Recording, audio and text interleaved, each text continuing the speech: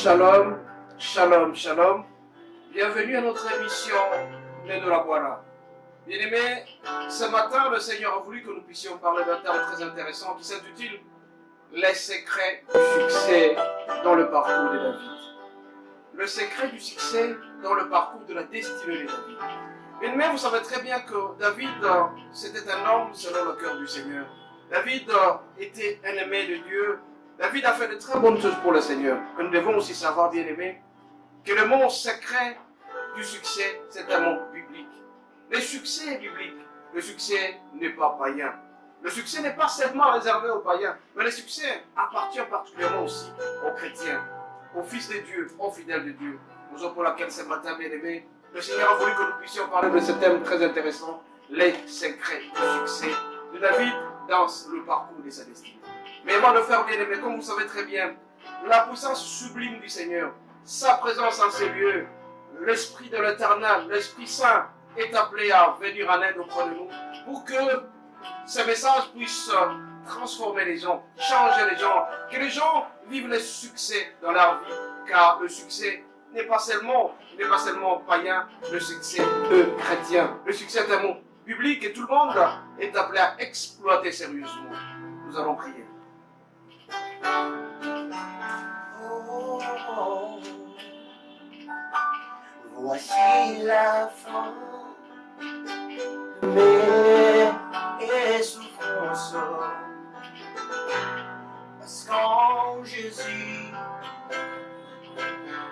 je suis sauvé.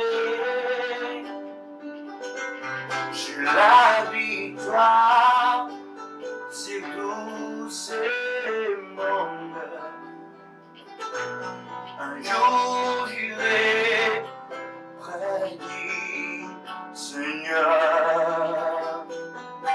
J'irai là-bas parmi les anges.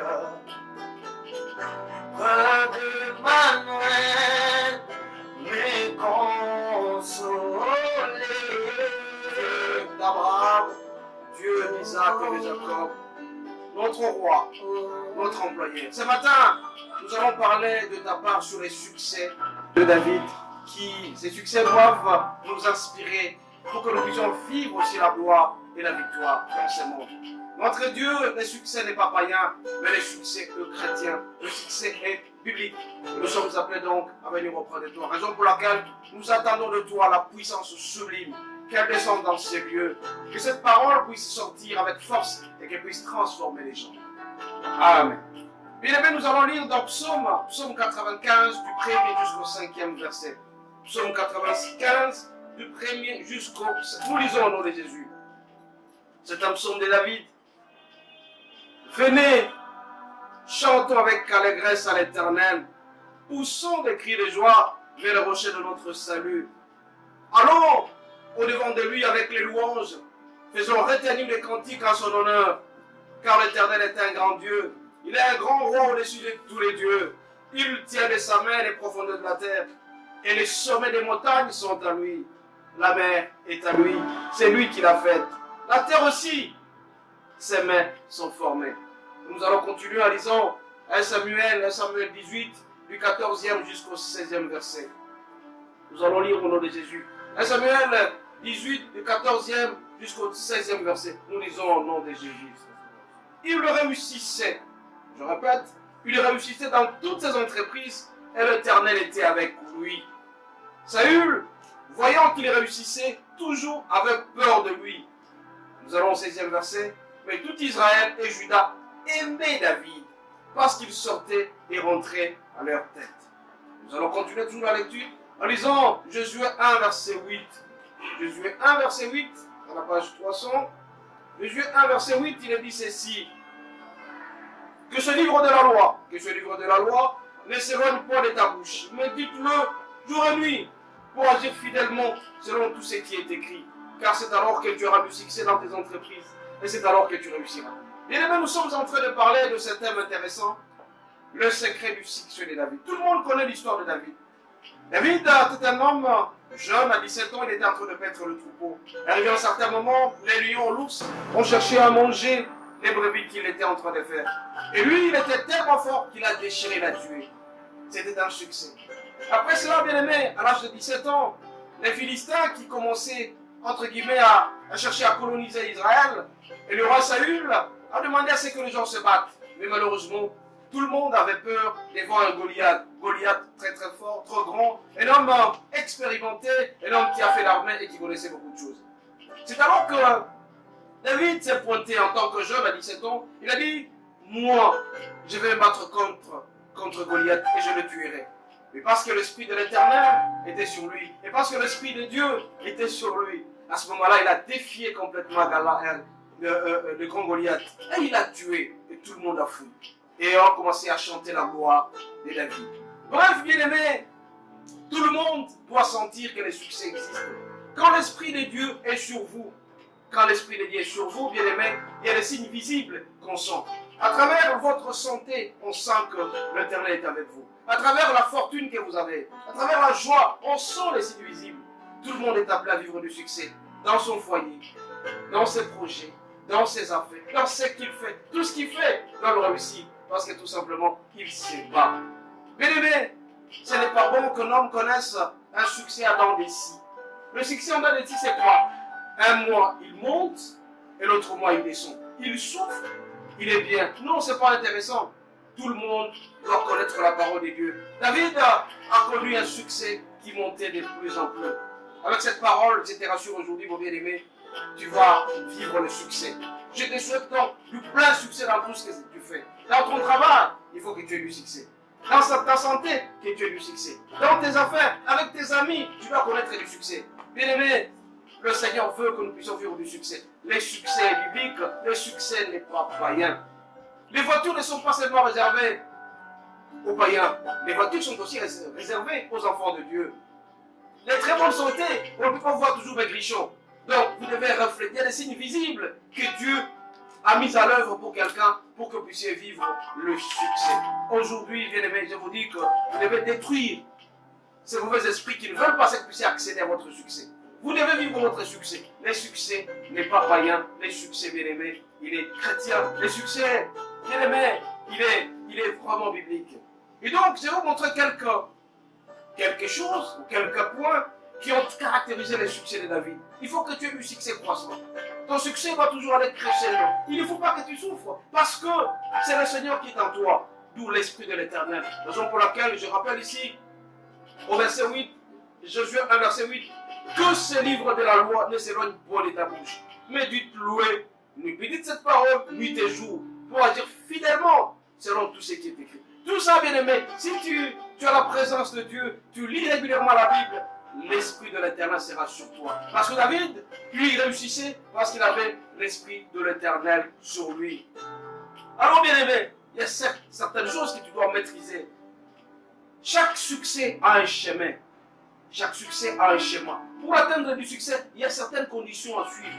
La première des choses, bien aimé, c'est qu'il ne faut jamais oublier là où tu as commencé. Si par exemple, tu es dans ta famille, on t'a bien formé, on t'a donné le diplôme, tu as eu un mentor, tu as eu quelqu'un qui t'a aidé, le Seigneur t'a aidé, soyez toujours reconnaissant. Et donc il y a des gens qui ne sont pas reconnaissants, très souvent, ils ne parviennent pas à avoir du succès. Il faut être reconnaissant. Bien aimé, votre papa vous a gardé longuement chez vous. Votre maman, est-ce que vous êtes reconnaissant envers votre père? Est-ce que vous êtes reconnaissant envers votre maman? Vous êtes reconnaissant envers ceux-là qui vous ont payé le Minerval? Vous êtes reconnaissant envers ceux-là qui vous ont gardé?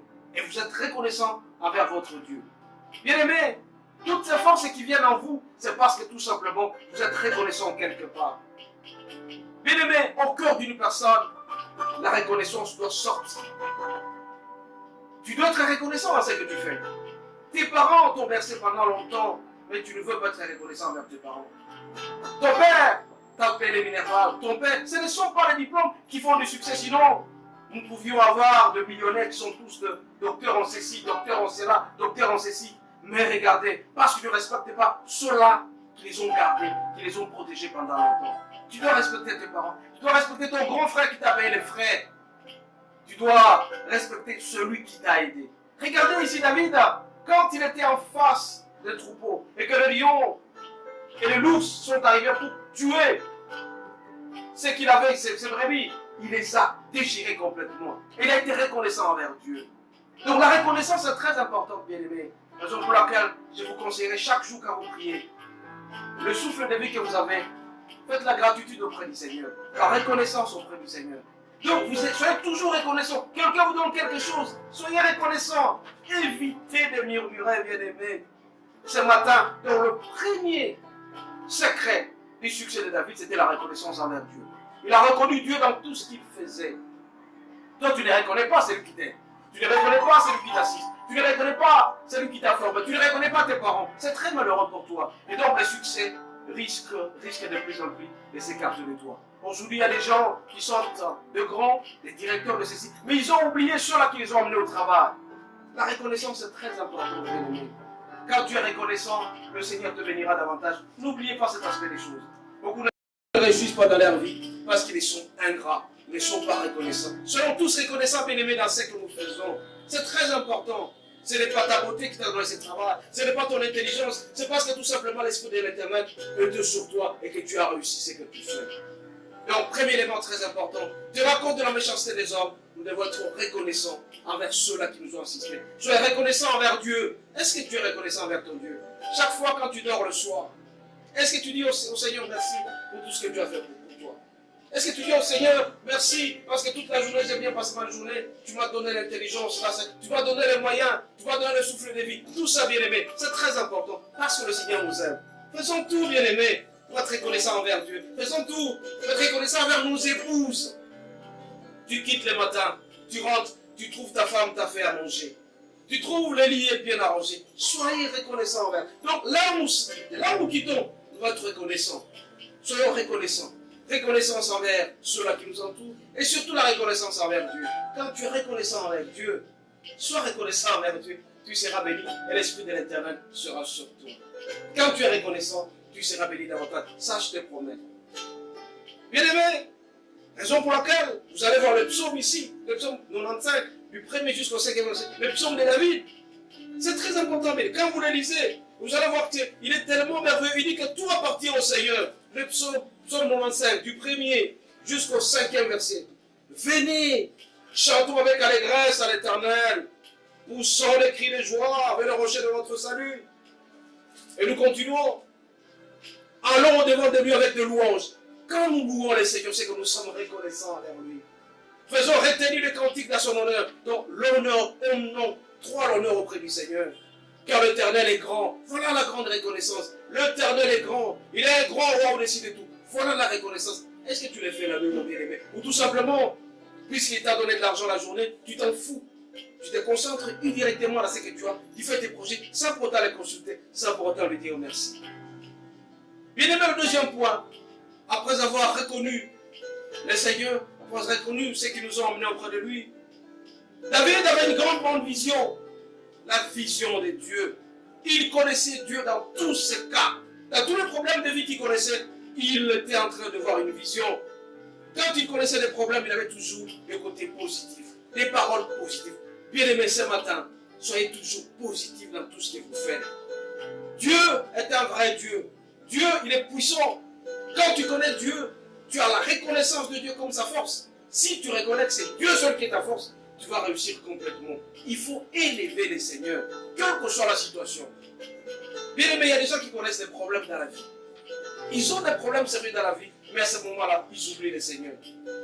On nous demande ici de prononcer des paroles positives dans notre vie. Soyons jamais, alors jamais négatifs. Quelle que soit la situation, parce que ce que tu connais aujourd'hui, les autres ont connu ce problème-là. Tu connais la maladie, les autres ont connu la maladie.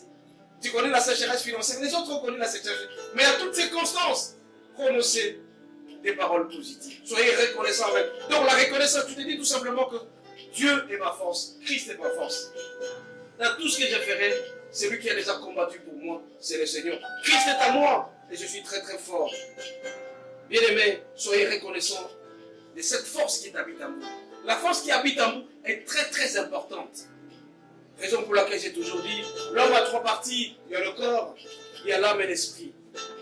L'esprit qui est en vous, l'esprit du Seigneur, l'esprit de l'Éternel, c'est une force pour toi. Quelle que soit la situation que tu connais, quels que soient les problèmes graves que tu connais, Tu dois avoir une bonne vision du Seigneur. Tu dois communiquer auprès du Seigneur tout ce que tu connais.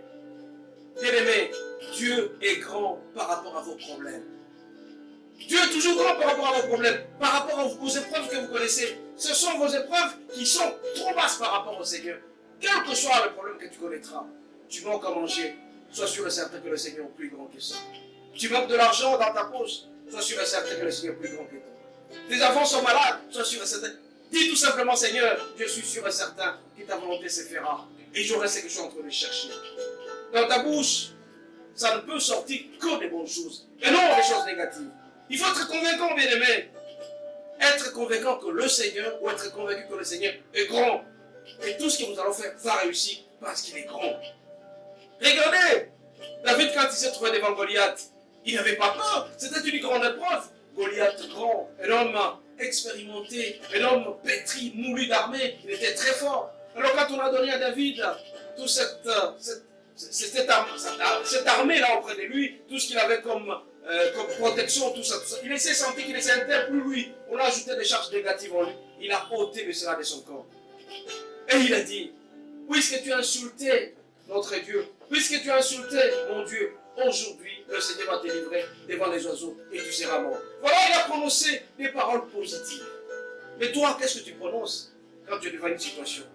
Quand tu n'as plus rien, alors tu te dis, oh, je suis découragé. Ne sois jamais découragé. Prends toujours courage. Prononce des paroles positives. Au fur et à mesure que tu vas prononcer des paroles positives, au fur et à mesure que tu vas réussir. Bien aimé, si tu as un projet, prononce ça. J'ai déjà réussi ça. Quand tu prononces positivement, j'ai besoin d'argent. Seigneur, j'ai besoin de temps pour le minerval. Prononce ça, il te donnera. Seigneur, j'ai besoin de ça pour faire les examens de mes enfants. Prononce ça, il te donnera. Seigneur, je veux être un homme calme, un homme heureux. Le Seigneur t'accordera. Il faut toujours prononcer des paroles positives. Mais il y a des gens, bien aimés, qui ne font que paroles négatives. Ils voient noir dans toute leur vie. Si vous prononcez des paroles négatives, vous vivrez toujours le négatif. Puisque le Seigneur est avec vous, puisque l'Esprit de l'Éternel est avec vous, comme ça a été le cas avec David, prononcez des paroles positives. Et quand vous allez prononcer des paroles, donc vous reconnaissez que Dieu est en vous. La connaissance de Dieu, bien aimé, c'est une force dans quelqu'un. Quand tu connais que Dieu est avec toi, tu réussiras. Et donc quand tu marches, j'ai toujours dit, on ne marche jamais seul, on est toujours à côté de quelqu'un. Même quand on est aux installations hygiéniques, je ne suis pas seul. Il y a quelqu'un qui me protège. Je suis à côté de lui, je peux parler avec Dieu.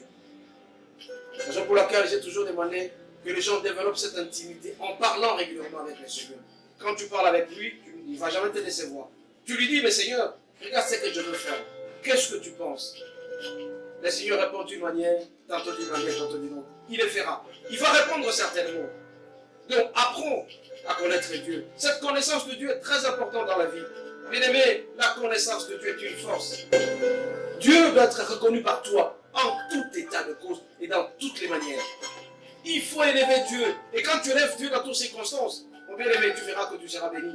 Parce que le Seigneur t'aime et il t'aimera pour toujours. Regarde un peu cet amour qu'il a envers toi. Là, ce que tu as aujourd'hui, c'est parce qu'il a voulu que tu sois là.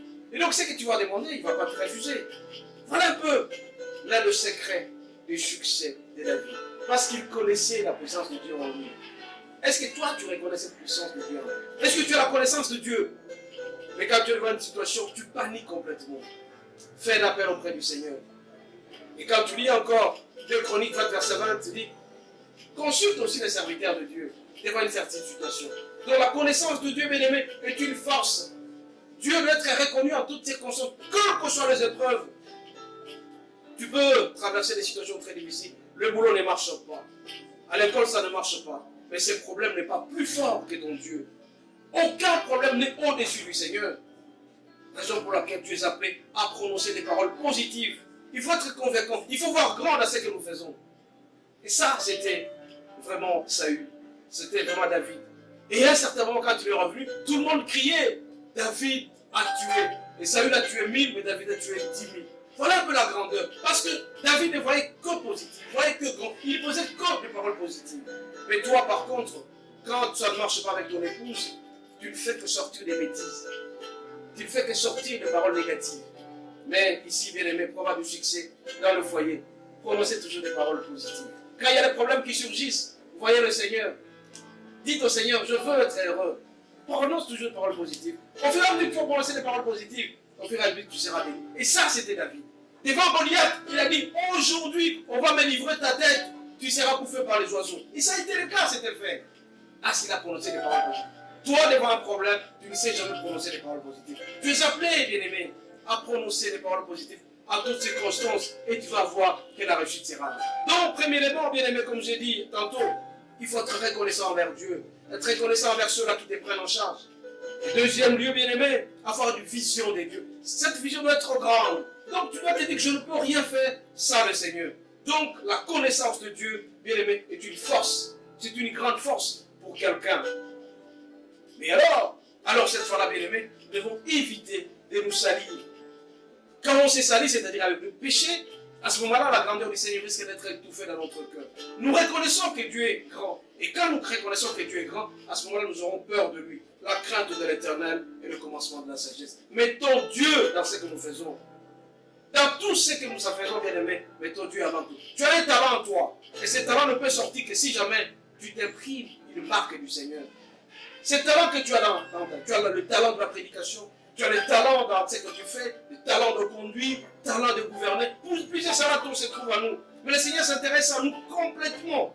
Comme il s'intéresse à nous, ayons la connaissance de Dieu. Ayons la connaissance de Dieu en tout et pour tout. Bien-aimé, Dieu s'intéresse à nos petites choses aussi. Comment tu te comportes devant tes enfants? Est-ce que tu aimes tes enfants? Est-ce que tu aimes ton épouse? Est-ce que tu aimes ton travail?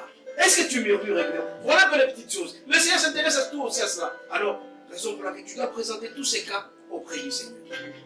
En plus de cela, est-ce que tu t'intéresses aux petits messieurs, aux pauvres, aux orphelins, à ceux-là qui souffrent? Est-ce que tu t'intéresses à ces gens-là? Raison pour laquelle ce matin, bien-aimé, le Seigneur nous demande de nous intéresser à ces gens aussi. C'est ça, reconnaître la grandeur du Seigneur, la connaissance de Dieu. C'est très important. Bien-aimé, le succès que nous pouvons réussir ne peut émaner que de la connaissance de Dieu dans toutes circonstances. Reconnaissant la force de Dieu à travers ce petit monsieur, à travers ces malades, à travers ceux-là qui souffrent. Est-ce que tu parviens à donner quelque chose facilement aux autres? Très important, bien-aimé. Dans la vie, nous sommes appelés à devenir grands, à vivre le succès comme David. David, écoutez tout le monde. Écoutez le petit, écoutez le grand, écoutez le pauvre. Mais toi, par contre, ce matin, on peut te dire, tu vois un pauvre, tu ne sais même pas lui dire bonjour.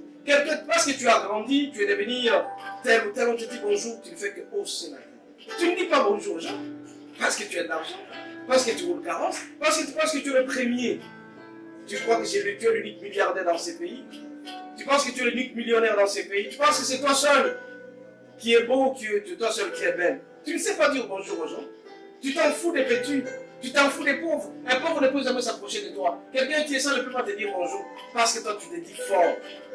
Et si tu le fais, bien aimé, il faut arrêter ça. Parce qu'un jour tu risques de te retrouver dans la même situation que cette personne-là et tu seras malheureux. Pour vivre le succès, bien aimé, reconnaissez le petit monsieur.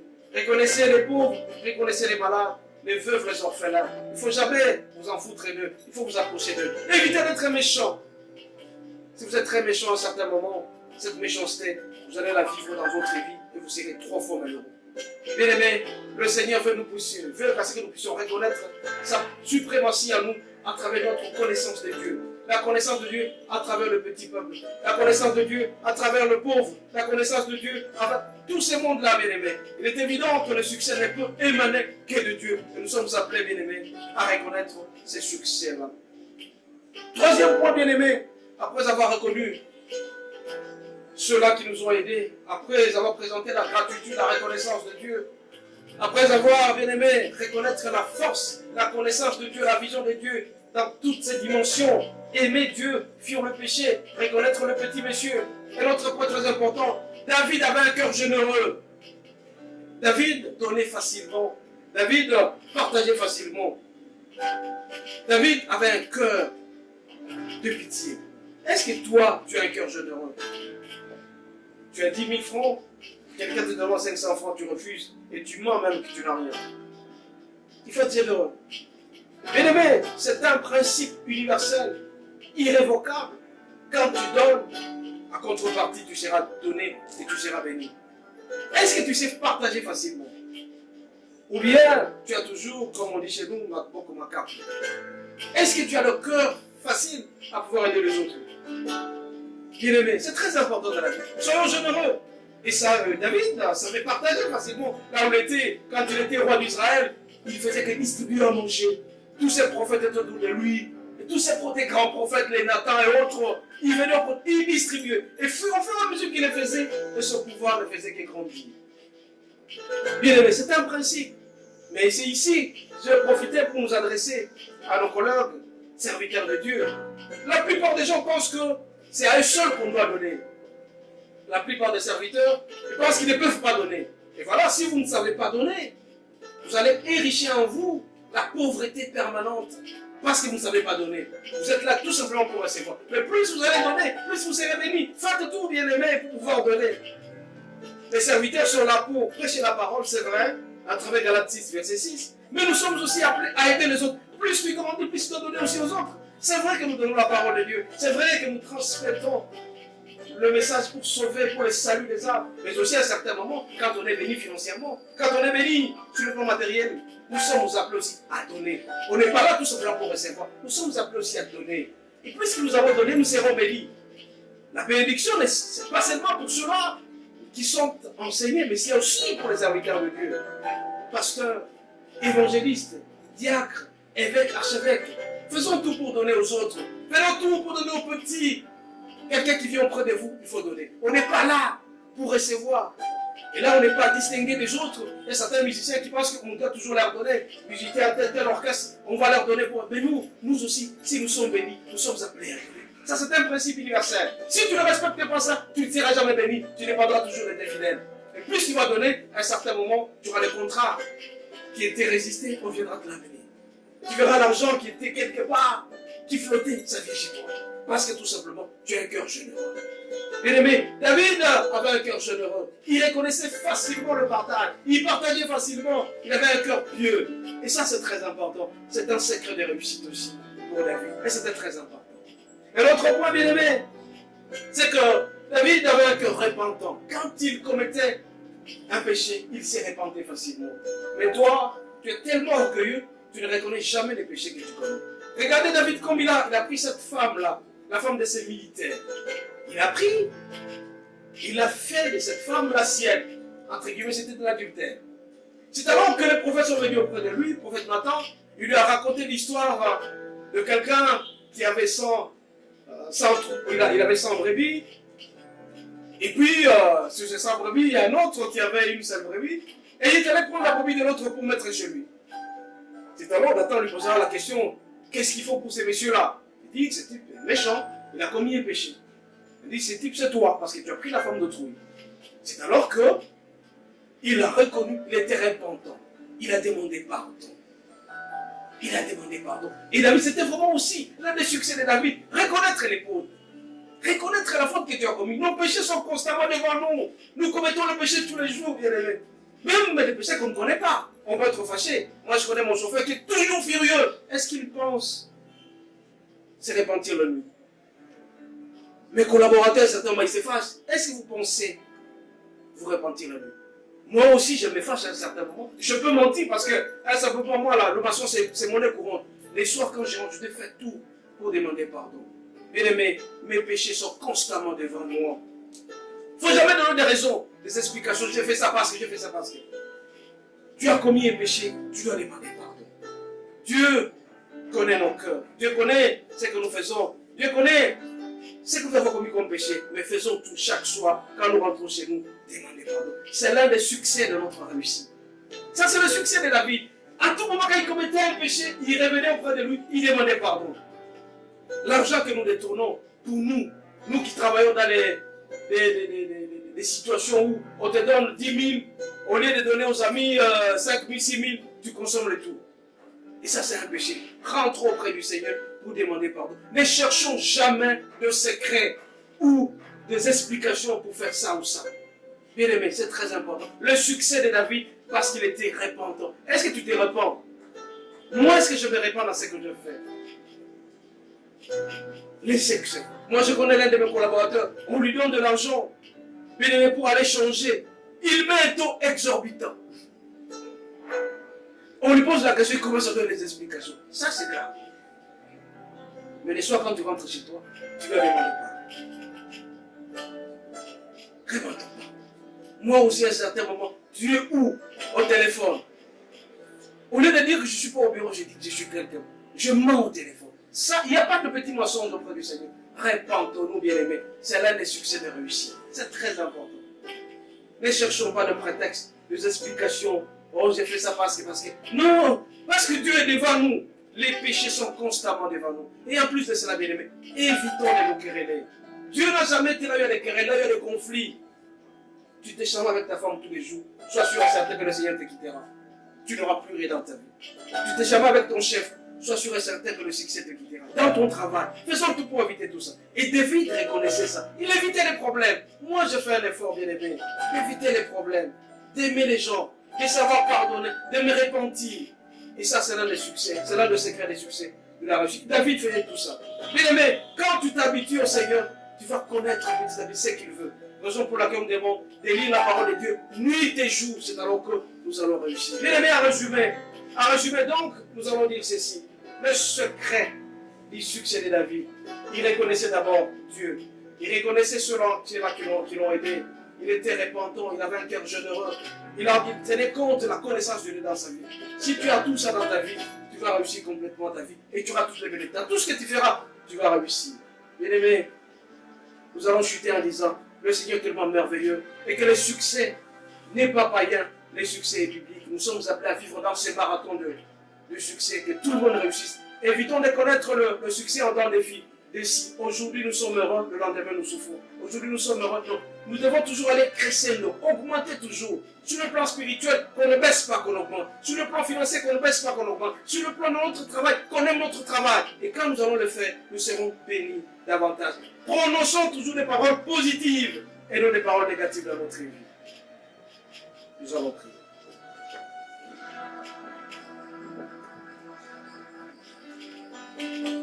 Yakayo uningana Koro Yesu akobyanga kayo Azali mosungi nangai Yakayo koboyate